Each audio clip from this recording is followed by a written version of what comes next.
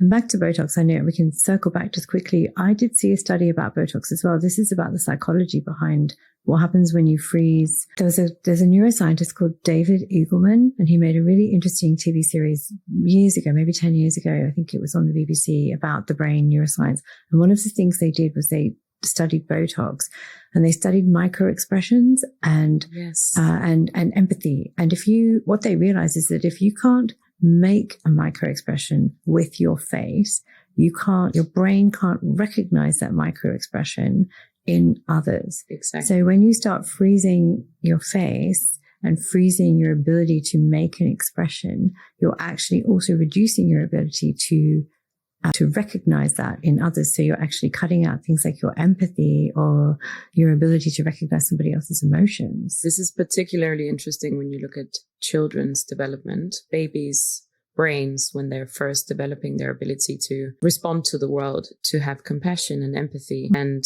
if you're constantly in a world like in London, where more and more people are getting Botox and freezing their expressions, the children can't understand those micro expressions because they're not there. So they're not getting this really important step in their brain development. And how is that going to affect them down the line when they're grown-ups? We don't know yet. But if we're walking around in this world of all micro expressions have been deleted, how is that going to affect the future generation?